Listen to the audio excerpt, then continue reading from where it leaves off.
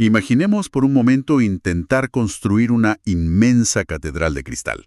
O sea, se levanta pieza por pieza a lo largo de décadas, es deslumbrante, majestuosa, pero la estamos construyendo directamente sobre una falla geológica activa. Claro, es una obra maestra arquitectónica, pero un solo temblor bajo tierra y todo el proyecto se reduce a polvo en cuestión de segundos. Hay una vulnerabilidad inherente, digamos, aterradora en toda la estructura. Exacto. Todo ese esfuerzo monumental bajo la amenaza constante de colapso.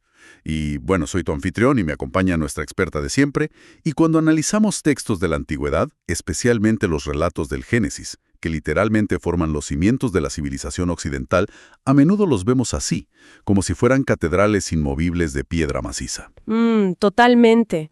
Pero al escarbar en los apuntes exegéticos e históricos, y en un documento de análisis teológico sobre el Shabbat, que forma nuestra pila de fuentes para la inmersión profunda de hoy, pues lo que encontramos es esa falla tectónica. Sí. Es que el material que estamos analizando hoy despoja estas historias de esa aura, no sé, de fábula infantil. Al realizar estos análisis sobre Abraham e Isaac, emerge un patrón fascinante. O sea, todo se reduce a una sola misión humana brutal: la continuidad.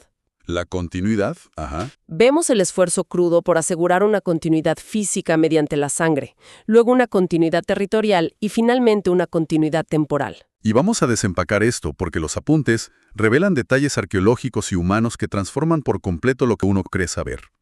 Y vale la pena aclarar desde el principio que esta disección no es un sermón. Cero sermón, claro. Es una disección literaria, histórica y cultural. Y, bueno, empezando con el aspecto más terrenal de esta supervivencia, las fuentes indican que para que un legado histórico no desaparezca, primero debe haber un ancla física, o sea, un pacto tangible. Y el texto antiguo utiliza la circuncisión. Y el contexto histórico que aportan las fuentes aquí cambia la perspectiva de inmediato. Porque, a ver, la circuncisión no surgió de la nada en el desierto como una invención hebrea exclusiva. No, para nada. Los documentos señalan que los egipcios ya la practicaban de forma regular en faraones, nobles, sacerdotes, pero su justificación era puramente profiláctica, médica. Buscaban evitar infecciones en ese clima tan extremo. Entonces el golpe maestro del texto es tomar este procedimiento médico y, digamos, elevarlo a un pacto espiritual inquebrantable. Y la cronología de esto no es un accidente. No, tiene que ser exacto. Claro, las notas exegéticas subrayan que esta ordenanza tenía que ocurrir rigurosamente antes del nacimiento de Isaac. Es como, no sé, es como estructurar un contrato de fideicomiso sumamente estricto. El beneficiario tiene que firmar condiciones vinculantes y bastante dolorosas físicamente, antes de que se liberen los fondos generacionales. Tal cual. Ese umbral de dolor físico era la puerta de entrada necesaria. Y el texto antiguo inmediatamente choca esa solemnidad con una emoción humana inesperada, que es la risa. Ah, sí, el contraste es buenísimo. Cuando a Sara se le anuncia que finalmente tendrá a este heredero en su vejez, su primera reacción es una risa de pura incredulidad. O sea, una reacción ante lo absurdo de la promesa. Pero luego la narrativa transforma esa reacción, ¿verdad? Exacto. Se ordena que el niño se llame Isaac, que literalmente significa risa. Y al nacer, esa risa de escepticismo de Sara muta hacia una risa de asombro triunfal. De ahí viene la famosa frase de «Dios me ha hecho reír». Es un arco emocionalmente, brillantemente construido. Y bueno, toda esta promesa de vida ocurre durante una escena peculiar donde Abraham hospeda a unos viajeros que resultan ser ángeles. Que el Nuevo Testamento usa siglos después como el estándar de oro de la hospitalidad, por cierto. Ajá, en hebreos, exacto. Pero aquí el texto da un giro que a mí me parece desconcertante. O sea, inmediatamente después de prometer este legado de continuidad, el creador decide compartir información clasificada con Abraham sobre la inminente aniquilación de Sodoma y Gomorra. ¿Qué sentido tiene revelar planes de destrucción justo después de garantizar la vida? Bueno, el análisis teológico aborda esa aparente disonancia conectándola con un principio muy profundo. Citan el Salmo 25, que dice que la comunión íntima está reservada para los amigos de Dios. No le están pasando un chisme catastrófico a Abraham. No es como ver las noticias, claro. No, el propósito es didáctico y es brutalmente claro enseñarle la diferencia abismal entre un desastre natural ciego y un juicio moral deliberado. para que Abraham pueda inculcar ese código ético a su descendencia y que no terminen como esas ciudades. Lo cual empuja a Abraham a plantear un dilema moral tremendo, el problema de todas las épocas, digamos. ¿Puede el juez supremo destruir a los justos junto con los culpables? Y fíjate que en esa cosmovisión el individualismo moderno no existía. Cero. El sentido de responsabilidad colectiva era tan pesado que nadie pensaba en la salvación aislada. Abraham no suplica, saca a mi sobrino Lot de ahí. Él argumenta de forma arquitectónica. ¿Perdonarías a toda la ciudad si encontramos a 10 personas justas que la sostengan? Y tristemente la ciudad no tenía ni 10 pilares éticos. Lo que nos lleva directamente al perfil psicológico de Lot, el sobrino, que el documento desmenuza de forma increíble. Sí, esa parte es fascinante. El texto no lo muestra solo viviendo en Sodoma. Detalla que estaba sentado a la puerta de la ciudad. Y en la antigüedad, la puerta era el ayuntamiento, el tribunal. O sea, Lot había asimilado tanto la cultura local que ya tenía un cargo de gobierno. Estaba enredado en las estructuras de poder. Totalmente. Por eso cuando llega el aviso de evacuación, Lot vacila, se resiste a salir. Abandonar la ciudad significaba perder su estatus y sus comodidades. Y el costo de esa parálisis es horrendo. Digo, cristalizado en la imagen de la esposa de Lot mirando hacia atrás y convirtiéndose en sal. El exégete es tajante. Miró hacia atrás porque allí estaba su tesoro y su corazón. Es una imagen muy fuerte. Sí, pero lo que me resulta alucinante es el contexto geológico que aportan los apuntes sobre la destrucción. No lo tratan como pura magia. Hablamos del Valle del Mar Muerto, una falla tectónica llena de depósitos subterráneos de betún, petróleo, azufre. Claro, la teoría científica plantea una perturbación sísmica que liberó gases combustibles. O sea, una simple chispa habría hecho llover literalmente fuego y azufre sobre la llanura. Pero a ver, quiero hacer una pausa y plantear un contrapunto. Diversas fuentes posteriores dicen que Lot era un hombre justo. Sí. Pero si vemos los resultados, pierde todo. Su esposa muere y luego las fuentes explican el origen incestuoso de los moabitas y amonitas por culpa de las hijas de Lot. Y ellos se convierten en el peor enemigo de Israel. ¿Cómo reconcilian los exégetas que un hombre justo deje un legado tan desastroso? Es que el documento define a Lot como el intento fallido de jugar en ambos bandos. Representa la ilusión de querer ganar el mundo material asumiendo que lo espiritual quedará intacto. Es una advertencia contra la asimilación cultural.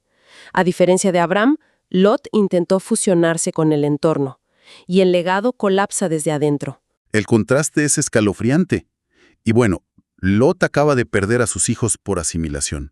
Uno pensaría que la lección para Abraham en el siguiente capítulo sería proteger a su propio hijo a toda costa. No. Lógicamente, sí. Pero pasa exactamente lo opuesto. Le exigen renunciar a esa descendencia voluntariamente. Entramos al episodio de la Aquedá, el sacrificio de Isaac. Y esto es la paradoja definitiva. Un sacrificio humano iba en contra de todo lo que Abraham conocía de este Dios, y aniquilaba la promesa de que Isaac sería la raíz de la nación. Las fuentes lo llaman fe contra fe, promesa contra mandato. ¡Qué frase tan dura! Sí, pero los apuntes aclaran algo clave en el lenguaje. Dios prueba a Abraham, no lo tienta. Citando a Santiago en el Nuevo Testamento, la tentación busca la caída moral. La prueba, en el pensamiento hebreo, fuerza una expansión masiva de la fe del individuo. Y para entender esa expansión tenemos que borrar las imágenes de escuela dominical. Ay, por favor, sí. Digo, no era un niño asustado. El análisis histórico muestra que el viaje duró 3 días enteros, tortura psicológica total. Y segundo, Isaac no era un niño, tenía 37 años. 37. Es una locura pensar en eso. Un hombre de más de 100 años no somete a la fuerza a uno de 37. O sea, fue un acto de sumisión voluntaria. Isaac consintió ser el sacrificio. Totalmente. Y la obediencia de Abraham, según Hebreos 11, nacía de un cálculo matemático casi. Si Dios prometió un linaje por Isaac y ahora pide su muerte, la única conclusión es que lo va a resucitar de las cenizas. Por eso Abraham dice, volveremos, en plural. Fe de acero. Y para procesar la idea de sustitución, el material nos da la analogía del templo de Jerusalén. Cuando alguien llevaba un animal para expiar algo, no solo lo entregaba, tenía que apoyar sus manos sobre la criatura, poner su peso y pensar, esto es en vez de mí. ¿Cómo cambia esto la lectura de la historia de Isaac? Introduce lo que los eruditos llaman tipología. El Midrash rabínico y el Nuevo Testamento ven a Isaac como el molde exacto del Mesías futuro, el hijo unigénito cargando el madero, sacrificándose voluntariamente y resucitando de forma figurada al tercer día. Y al carnero atrapado por los cuernos en las espinas. Es la corona de espinas. Todo en el monte Moría, que las fuentes dicen que es geográficamente el mismo lugar del Gólgota y donde David compraría el terreno para el templo. Y por eso le llaman Jehová Jireh, el Señor proveerá, apuntando al futuro. Es una red narrativa milenaria, pero después de rozar la eternidad allá arriba, tienen que bajar y asegurar las anclas físicas. Sí, la tierra y la esposa. Sara muere a los 127 años, por cierto, la única mujer en la Biblia cuya edad de muerta queda registrada. Y Abraham compra la cueva de Macpela bajo leyes hititas, pesando la plata, nombrando los árboles frente a los testigos. Ese detalle de los árboles era vital en la jurisprudencia antigua para que el vendedor no reclamara los frutos después. Es la primera parcela que realmente poseen. Hoy es una mezquita, por cierto. Exacto. Pero de nada sirve la tierra si el heredero se asimila a los cananeos. Entonces Abraham manda a Eliezer a buscar una esposa y lo hace jurar poniendo la mano debajo de su muslo. Que las fuentes aclaran sin rodeos que es un eufemismo para los genitales. O sea, lo está forzando a jurar tocando la marca de la circuncisión. Es fascinante cómo la mente antigua veía la anatomía reproductiva y las promesas divinas como algo inseparable, muy lejos del puritanismo moderno. Es que para ellos no había separación entre lo secular y lo sagrado. Proteger la sangre era proteger el vehículo de la redención. Y así encuentran a Rebeca, cuyo nombre evoca cautivar. Su familia, comandada por Labán, era idolatra, pero barren la casa de ídolos cuando ven venir al emisario monoteísta.